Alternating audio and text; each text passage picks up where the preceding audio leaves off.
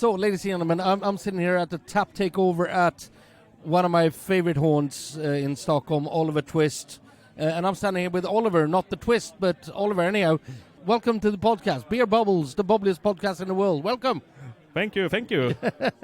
So, you told me I had to come today. Yeah. And there's a reason for it. There's a few, actually. But one of them is what we're having in our glasses right now. And what is this? This is Maskros from the very small brewery Underjord. It's kind of a nano brewery, actually. Yeah, it is. One of the smallest one in Stockholm. Yeah, probably. Yeah. 120 liter capacity. And you're the one who actually made sure that the guys came today. Yeah, I've been wanting them to come here for a tap takeover for a while now. And I'm so glad they actually came. So what are you doing here? What's your capacity at Oliver Twist right now? Yes, I work in the bar and as a purchaser for Oliver Twist. So what I do, I'm standing in the bar selling beer, buying beer, making sure... Everyone has a beer. Everyone has a beer, correct. And your background, how did you end up here? I got recommended from a person called Eve, who used to work here. I was in a bit of a bad work situation, and I got told that, yeah, you should come and try out here. You like beer, right? And how long have you been here? It's 2 years now. So you practically started here when I started at Akkurat. Basically, yeah. So how do you find it so far? It's quite a good turnout today. Yeah, I think so as well. It's much better than I thought it would be. And also, tomorrow the Stockholm Beer and Whiskey Festival starts. Yeah. So there's loads of beer personalities in Stockholm right now. Yeah. If there's one beer they shouldn't miss today here, what would that be? I would say they can't miss Prospero, which is their wild grape ale. From Underjord. From Underjord, Yeah. yes, that's correct. It's amazingly good. I tried it just before here, and it's one of the best beers I think they made so far, actually. Mm. And you also got me a sample of the Maskros, which Yes. I've tried before when I was down at, me and Rasmus was down at the brewery. Yeah? It's located quite oddly. Yeah, I But would it say is so. Underjord means underground, Yeah, and that's basically what the brewery is. basically, yeah. And I think it's so fitting for the name being Underjord when they are underground, which name intends. And just below, low ABV beer bar called Bottle Shop. Correct. It's an amazing brewery. The beers are fantastic. Are you going to get a chance to get out to the Beer and Whiskey Festival as well? No, I won't. I will be the person serving people before the festival and be the one over-serving them afterwards. Or telling them to piss off. Yes, basically, yeah. Oliver, so nice to have you in the podcast. And, well, let's just say cheers. Cheers.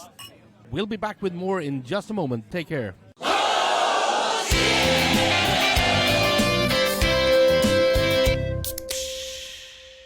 So welcome back to Beer Bubbles, the bubbliest podcast in the world, and welcome back to Rasmus and Oliver. Yeah. Or is it the other way around? No, it's Rasmus and Oliver. That's correct. Yeah. You need to keep your microphone on your chin to Yep. be heard. Yes. We're at Oliver Twist. Yes. Tap takeover Yes. at Oliver Twist. That's kind of a big thing. Yeah. I mean, we've both been here a lot drinking beer. First time tap takeover on Oliver Twist. Yeah. It's awesome. I'm having the Solros. Oh yeah, the in my glass. Maskros, the Maskros, I mean. dandelion. Yeah. Dandelion. Solros is a good idea though. Yeah. We might do that one next. But it's just as good as I remember it from Yeah. the last time. Yeah. What do you think of the turnout so far? I mean, it's still early, but I think there's already lots of people here, so it'll only get better. I'm happy so far with the. Yeah, me too. A lot of people, yeah. And this summer, the biggest event of the summer every year is Brewskeville. Yes. You were down there. Yes. Yes. It was lovely. Yeah. You had a good time as per usual. Yes. Yeah. What a lovely, lovely festival. Just nothing of that, nothing pretentious about it. Just lovely. You get to hang out with other breweries and have a good time. And, yeah. Get new ideas. Yeah, for sure. Get drunk. Yeah. Fucking drunk, yeah. Yeah, we really love Brewskeville. It's one of the good ones. And you were down at karaoke as well when I held the karaoke at Nessie? Yes, so us two and Mattias Davidsson from Omnipolo did It's Raining Man. Yep. That's a good karaoke go-to. Matthias was very what's the word? Reluctant. Reluctant to sing. Participate. At all. He really didn't want to do it. So, but after a couple of pints, we could convince him to. And the thing also that night was you were like fish in a sardine can because I didn't even see who was going to sing. I just told everyone who was going to sing, and I sent the microphone out. Yeah. That's good. I mean, I think I asked everyone I met the day after, were you at Loch Ness at the karaoke? And everyone said yes. But I didn't see any one of them at Loch Ness. Apparently Nessie. Nessie. Loch Ness is here in town. So okay, sorry. Nessie's pub or something, right? Nessie's pub, yeah. So everyone was apparently there, but I didn't see anyone because it was too crowded. It's like the first Beatles gig in Stockholm. Everyone was there, but no one was there. Yeah, exactly. Your beers are fantastic. Thanks. What have you been up to since we spoke about 2 years ago? Yeah, maybe 3 years ago. We spoke at the Brew School before this one, I think. And we also spoke. Me and Rasmus went down to your brewery. Exactly, like 2 years ago or something. I'm bad at numbers, but I don't know. Say we're still drinking Maskrus, so I guess nothing's changed since then. Are you sure nothing's changed? No, but what we've been up to, I don't know. We're brewing beers, making ciders, getting rid of some, like, what do you call them, like barnsjukdomar, child diseases, or like trial errors, starting errors. Yeah, exactly. Yeah. So trying to keep the highs high and the low pretty high as well. Yeah, just making good beer. If anything, we're more humble than ever and have more respect for the craft than ever. Yeah. But you're going strong. Over the last couple of months, some of the big, small ones have died. Yes. Because of maybe trying to borrow money through the pandemic and then ending up being in debt, and all the prices went up because of the crisis the wars in Ukraine and stuff. Yeah, exactly. Electricity prices, the cost of malt and key kegs, everything just But I think the smaller breweries have actually had like an upside there when you compare it to the ones who are a bit bigger and like, or actually have. Yeah, we don't have a can for like 5 kronor on the Systembolag, so No. So we don't compete with that, so that's nice, that's good, yeah. But since we started, everything was looking great for some time. It was just looking like upwards and upwards. And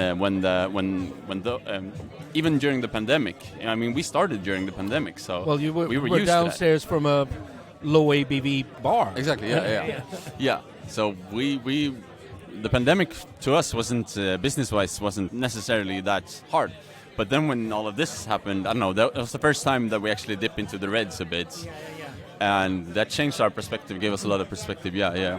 We're still open to, and we're unsure how it looks going forward, so we keep every door open, yeah. Yeah, for sure. But I mean, for us, it's always been like a blessing in disguise to have started with this little brewery. I mean, we've never expected a big return, so and when we do that, we don't have much to lose either. So for us, it works kind of good. Yeah. I mean, comparing to as you said, the big small ones that. Stockholm Brewing went bankrupt. Yeah, exactly. Eskilstuna Bryggkultur, belly up. Yeah. There's quite a few that has probably put too much money into it, and then left their day jobs and keep on putting all the eggs in one basket, basically. Yeah, exactly. We don't even have any eggs, so we can't lose them. Yeah. That's very wise. If you don't have any eggs, you can't lose the Don't basket. even buy a basket. Yeah, exactly. Wise words. Guys, so nice to speak to you again. You too, CC. All the best to you guys. You too. Thank you. And to everyone out there, you know what to expect from Underjord. Weird stuff and some standard stuff, but the weird stuff is what I'm going for any fucking time. Nice. Yeah, I think these are about the last 4 bottles of Maskrus. That's here on All Our Twist tonight. So yeah. So the next one's going to be Solros instead. Yeah. you coined it. We'll make the beer. Yeah. Guys, take care of yourselves, and whatever you do, drink better beer. Yeah, for sure. Drink better beer. Cheers. Guys.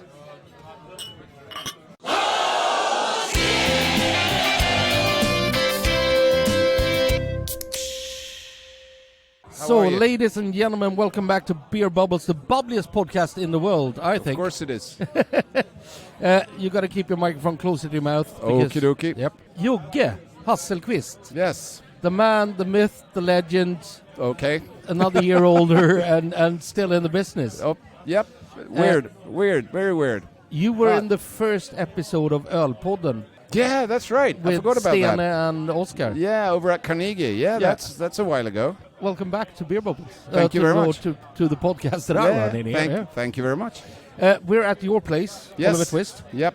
And today there's a tap takeover with Underjord. Yes. And you also have Tom from Roosters here. Yes. So we work with Roosters in our import company, Great Brands, which was started in 2008 after we imported a lot of beers to here and the interest grew. So we just realized we have to become importers as well. And Roosters, I met Tom on one of the American trips years ago, and they weren't ready to export at the time, and then they were. So we've been working with Roosters now for close to 2 years. And last year we actually interviewed Tom at Stockholm Beer and Whiskey Festival. Yeah. He had these lovely shirts that were specially made for the festival last year. Yeah. So unfortunately, he printed like 10 or 15 of them. I can't still remember. have one at home. Ah, awesome. Yeah, should have worn it tonight. Well, it wasn't clean. I'm sorry. Oh, that's okay. So tomorrow, Stockholm Beer and Whiskey Festival starts at a new venue. Yes. Kind of a new approach to the festival that's been around for 30 years. Yeah, long story short, I mean, I've been an exhibitor at the former location since the start in '92. And it's a great venue. It's an old car factory and whatnot. It's a bit out of here, so people, it's kind of an effort to go out there. You need to probably spend the whole day. You can't make a last-minute decision just to go to the beer festival. But then, as you know, the beer world has changed. It was time to do something else. And Marianne, the founder, she didn't really want to be out there. It was also always hosted over 2 weekends, which we as exhibitors, we were pretty fed up with that. That's a total of 6 days and a gap in between. And that's actually 2 weeks of work because you can't do anything else in between. No. So. And, it was time for maybe something new, but it's hard to find a decent venue in the city center of Stockholm. So the new venue is actually an old cruise ship terminal, which is like a 10-minute walk from here. And it's an awesome fucking place. It is awesome. It's not built as an exhibition facility, which I found out the last couple of days building the booth, but there you go. Because you can't get anything into the elevator. Well, you can, but yeah, it was tricky. It was fun. We're up and running, so we're going to be good for the weekend. And this year it's only going to be 2 days, which I think is great too. Open 11 till 10, and yeah, I'll see how it goes. I think it's going to be fun. How's things with Oliver Twist? Oliver Twist, we're doing okay, I think. You turned 30 last year? We had, no, not last year. Sorry, this year. Yeah, we had the 30th anniversary in May for a week, which is obviously way too long, but that was my idea. We did that for when we turned 20 and 25. We only celebrate every 5 years now. I was here for the 15th and the 20th. Yeah, that's right. 15, 20, 25, and now 30. And it was the craziest week ever. It was fun. We've been around. Arlo was here. I mean, we've been around a long time, so I've traveled a bit. So it's a lot of beer people from all over the place that shows up. So we had Doug Odell from Colorado came, Samuele from Italy, a lot of Italians came up. It was fun. A lot of Swedish brewers. We brewed 3 beers with Swedish breweries. A lot of fun. I'm glad it's over though. It was hard because I fell on my mountain bike the day before. So I did the whole week with 3 broken ribs. So yeah, I don't recommend that. For those who don't know, tell us about Oliver Twist and how, because Rune started this way back in '93. Yeah. And so you guys, took over together with Justin and Thomas. Yeah, so Rune Bolin founded it in '93. He didn't come from the restaurant business. They just sold his father's family business. And he always dreamt of opening up a bar, a pub, and you're local, basically. That's what he's told me. And this place came about, and he got into it. He didn't know anything about restaurant business from the inside, but he was obviously knew what he wanted, being a customer of restaurants all over the place. So, and that that's kind of a pretty good school as well, it turned out. I started to work here extra in 95, and then I started full-time in 96. Thomas and Justin, who are now still my partners, they came on around the same time. 95, Rooney also opened Akkurat down the road.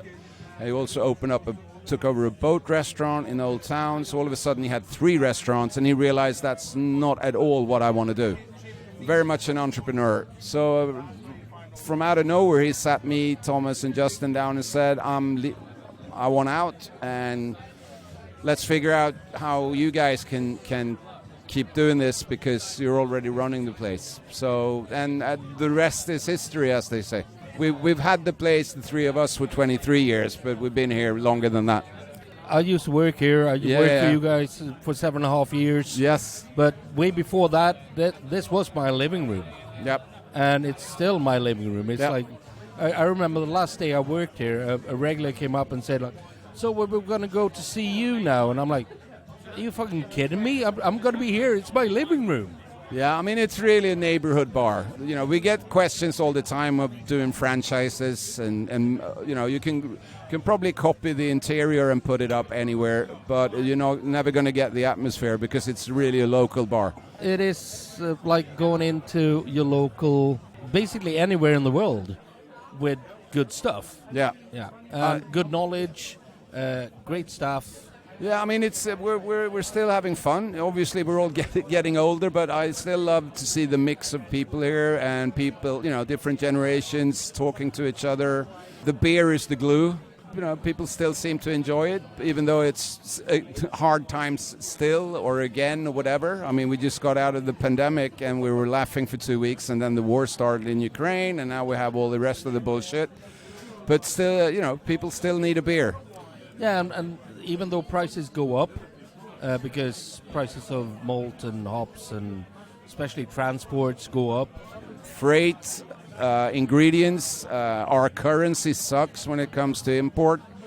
It's interesting times, let's put it that way. But people still come for the beers. Yeah, sure. I've noticed that maybe people don't buy as many beers, but they buy better quality instead, and they really, the beers they drink is the good stuff. Yeah, I think people are going to be more cautious with the money, and if they want to spend the money out on the bar, they want to go to a place where they know they get quality.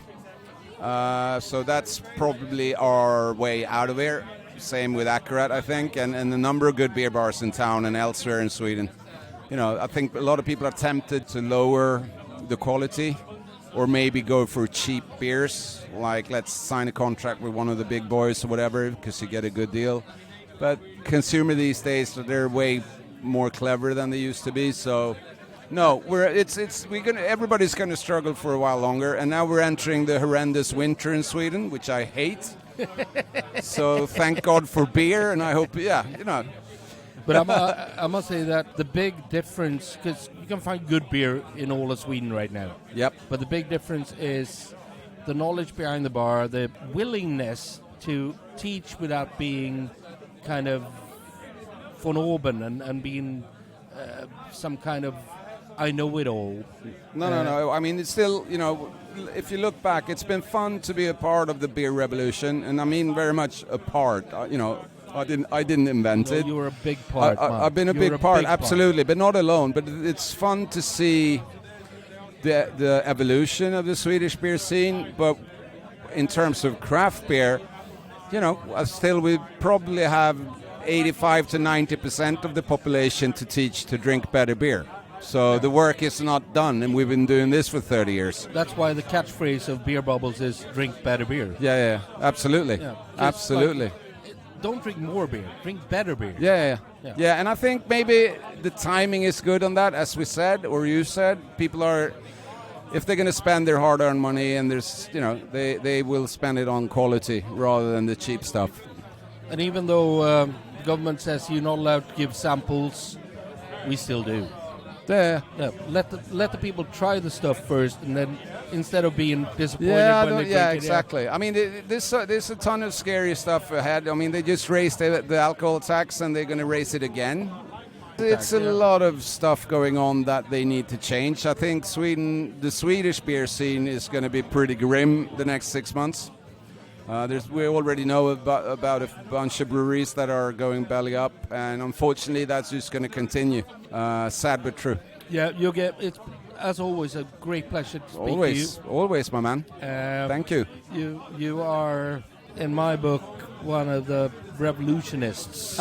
Thank you. And I tip my hat to you. All right. Likewise. Thank you, man. And let's drink beer. Drink better beer. Yeah, let's drink better beer. Yeah. Cheers, man. guys. Thank you. Thank you.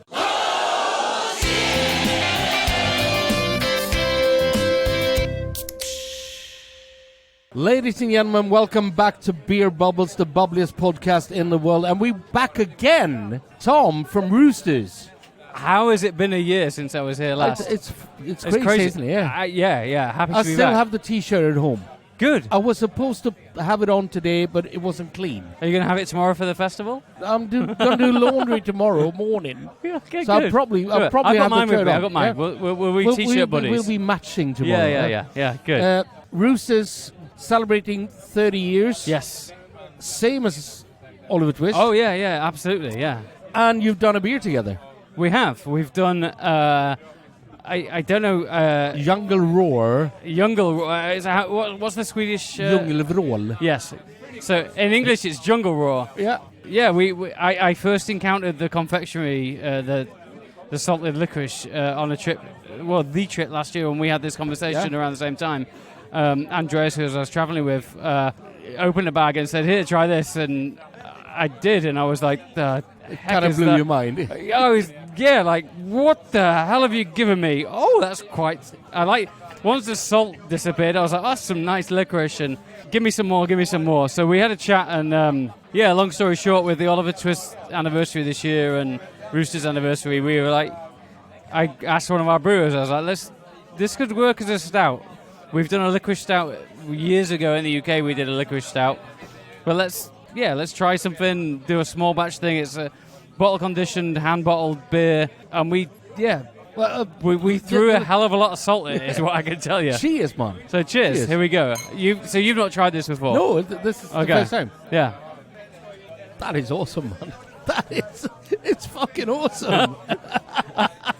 So I've tried this beer. Oh my god. You can. It tastes like Djungelvrål, which is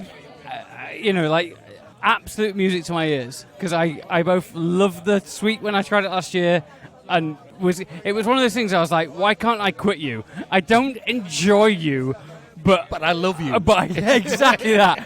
So we were like, oh, that's for OT's Oliver Twist anniversary as a surprise for Jürgen. It was like, let's try and do this as an imperial stout, and I took a pack of the sweets home and shared it with our brewer, and he did this. But what I remember was like we brewed the base beer with the licorice, and then we were dosing the salt, and he was like, try this. This is whatever it was, X%. And I was like, not enough. Not enough. Yeah.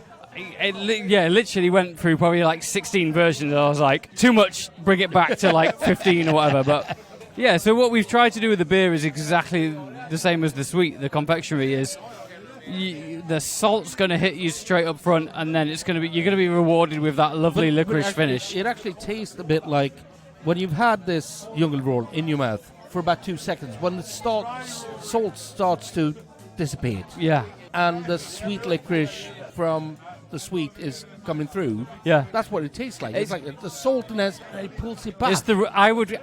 As someone who who doesn't like salt, that's what's going to kill us all, right? Yeah. But and I love licorice.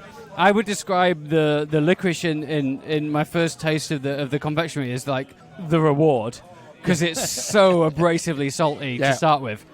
I think this is exactly that. Yeah, it leaves you wanting more. So I don't know how to best do it.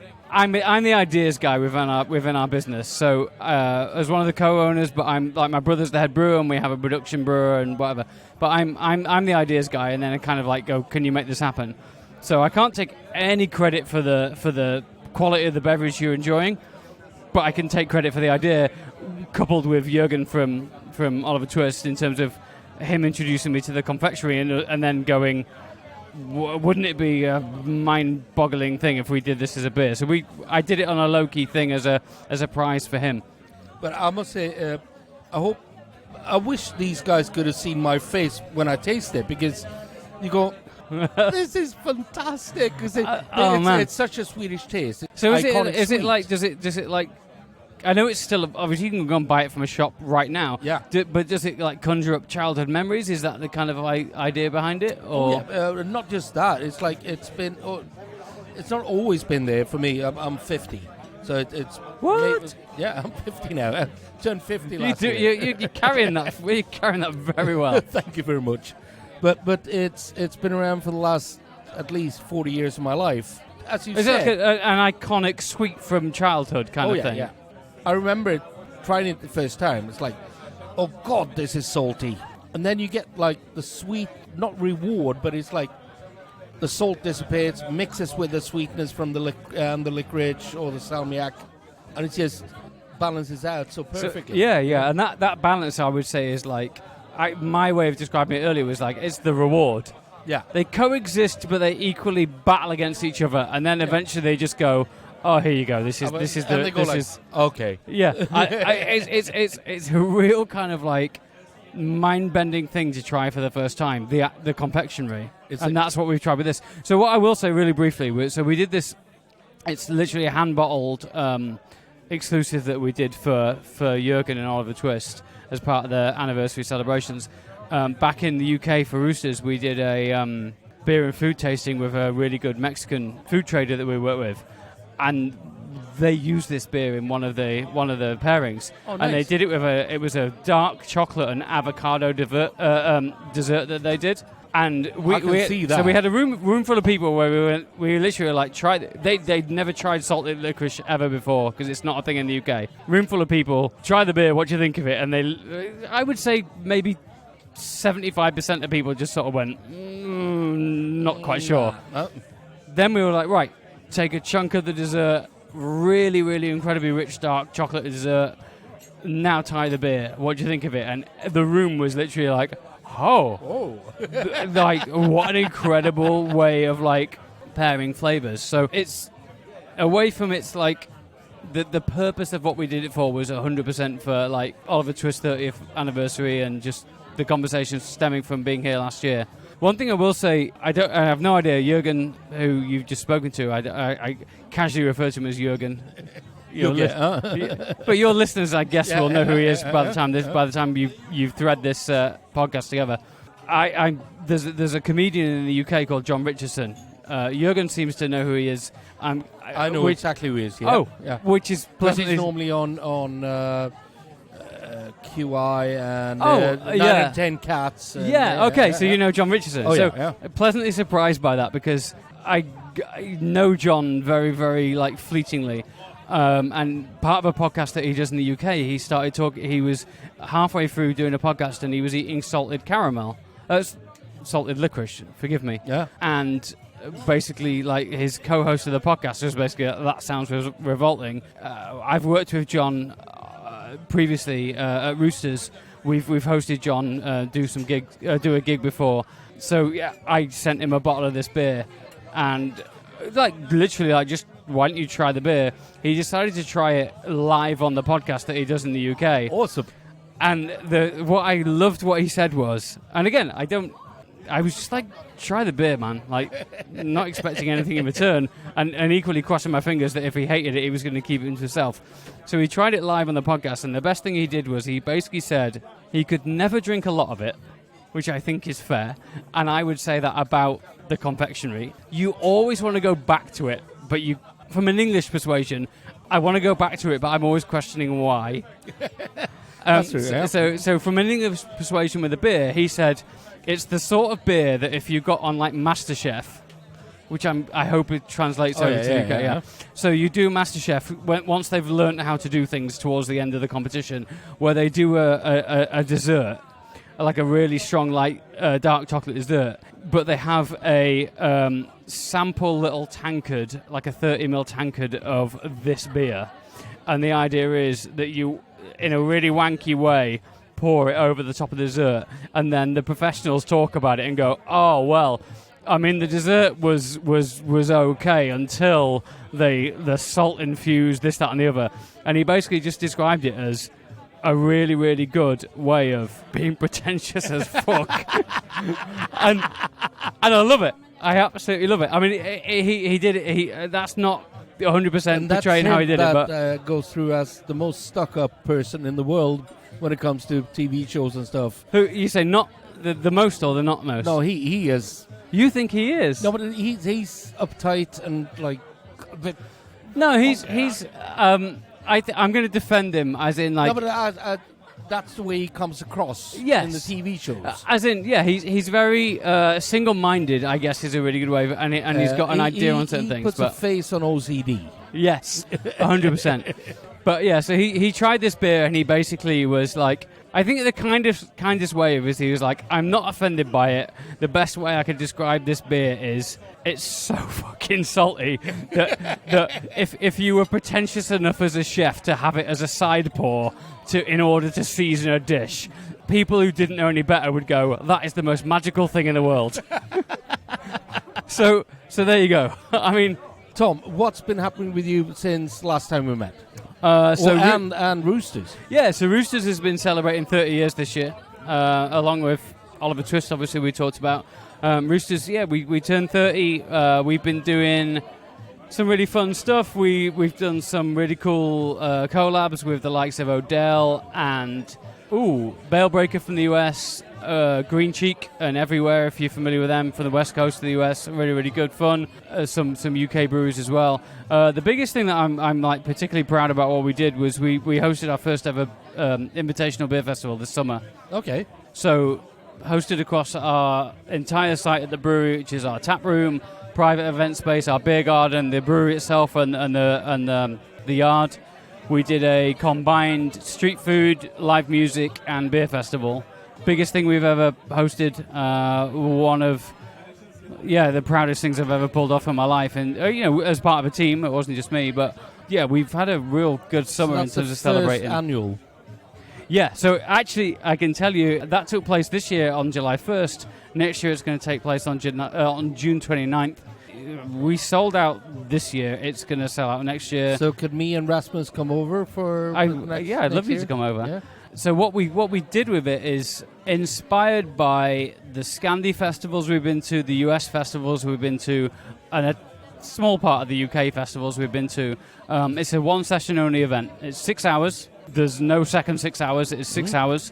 It takes place on a Saturday from 12 o'clock to, sorry, that's a lie, from 2 p.m. to 8 p.m., which is a good session, I would argue. I think most people 6 hours is way enough.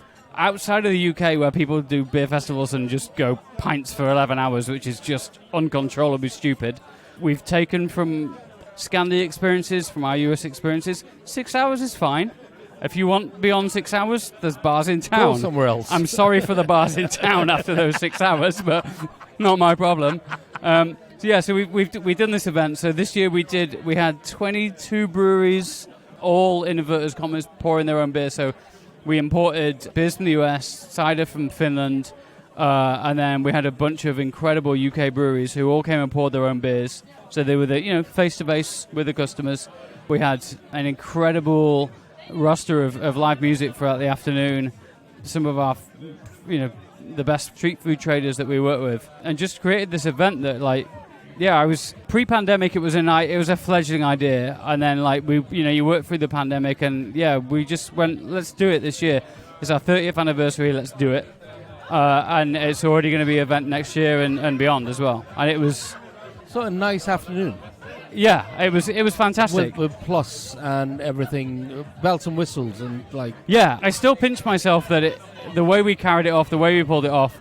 So this year, and don't compare this to next year because we still need to kind of figure stuff out, but this year we imported air freighted beer from Odell, from Balebreaker, from Green Cheek and Everywhere in the US. We had their beer, they kegged their beer 9 days before it arrived at our event, and we poured it. That's the big thing as well, that you get the stuff fresh in so people can actually try it as they're supposed to be. But then each of those breweries, minus Odell, because Doug was going to fly over, but his flight got so severely delayed, he literally rang me from the airport and he's like, I ain't kidding anyone. I can't. I don't want to like lead you on. I can't make it. So he literally was like tail between his legs going back home. Bale-breaker everywhere, Green Cheek. They all flew over from the States and poured their own beer. They literally followed the beer that was on the flight over. So we did that, and we had something. I mean, like some of our best friends in the UK, like UK breweries, came and poured their beer as well. So year 2 next year is going to be the same but different. We're gonna rotate the breweries. We're going to rotate the music. We're going to take the street food, but the quality is going to maintain itself. But we're going to 100% stick to it is a 1-day 6-hour event, because that I think separates us from anything else that's going on in the UK. Any Swedish breweries? Next year, I hope so. Yeah. There's one brewery that post organising this year's event I hung out with earlier this year that I really enjoyed their company and absolutely love their beer. I'm not going to name them because I haven't approached them yet. But there's a particular Swedish. Give us a scoop here. Okay. I'll name them in a second, but I also have to caveat with Brexit's an absolute bitch. I know. So you know that has to be overcome for all of us. Sadly, it's a cross that I have to bear, despite not being any of my making. Hillier is okay. Yeah, I spent time with those guys and absolutely adored everything they do. So they don't know it yet. Eric's on my list of people to contact. There's going to be a couple of others. We might consolidate. I don't know. Eric, if you're listening to this, I'd love to have a chat, because I haven't even told the rest of our organisers that I have that in mind. So please don't hate me if it doesn't come off, but your beers are amazing. Tom, I'm not going to keep you for long. I've kept you for 20 minutes now. It's always enjoyable, man. It's always enjoyable. Do enjoy a night tonight. I say this to everyone. It's not about the amount of beers you drink. Just drink better beer. Yeah, 100%. Yeah. 100%. And we're trying to get people to get Swedes that seem there. to get that more than anyone I think I come across these days. Tom, absolute pleasure. And, I've got nothing let me top your glass up. Here you go. Because I really love that one. Yeah. Cheers. Cheers, man. Good to see you again. Take care.